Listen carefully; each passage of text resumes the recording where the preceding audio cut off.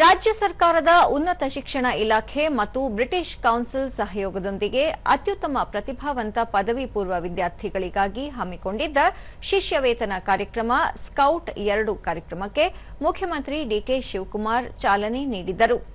ಈ ವೇಳೆ ಶಾಸಕರಾದ Dr MC Sudhakar, Vijayanand Kashappanavar, Darshan Dhruvanarayana, British Council ಅಧಿಕಾರಿಗಳು ಸೇರಿದಂತೆ ಉನ್ನತ ಶಿಕ್ಷಣ ಇಲಾಖೆಯ ಹಿರಿಯ ಅಧಿಕಾರಿಗಳು ಹಾಗೂ ವಿದ್ಯಾರ್ಥಿಗಳು ಉಪಸ್ಥಿತರಿದ್ದರು.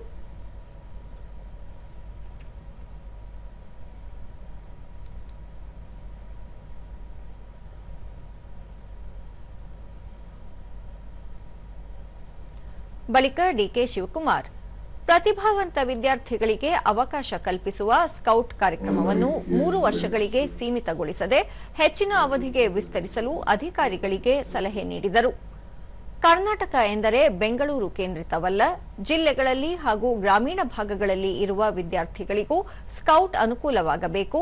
ಈ ಕಾರ್ಯಕ್ರಮಕ್ಕೆ ರಾಜ್ಯ ಸರ್ಕಾರದ ಜೊತೆ ಬ್ರಿಟಿಷ್ ಕೌನ್ಸಿಲ್ ಸಹಕಾರ ನೀಡಿರುವುದು ಉತ್ತಮ ಸಂಗತಿ ಎಂದರು.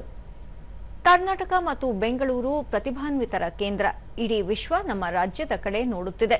ಗ್ರಾಮೀಣ ಭಾಗದ ವಿದ್ಯಾರ್ಥಿಗಳು ಆತ್ಮವಿಶ್ವಾಸ ಕಳೆದುಕೊಳ್ಳದೆ ಕಠಿಣ ಪರಿಶ್ರಮದಿಂದ ಮುಂದೆ ಬರಬೇಕಾಗಿದೆ.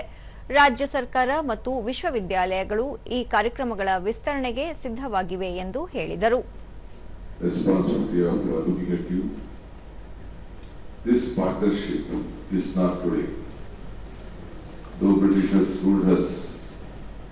They have given a lot of talent, their administration skills, experiences, language, and everything has been rolled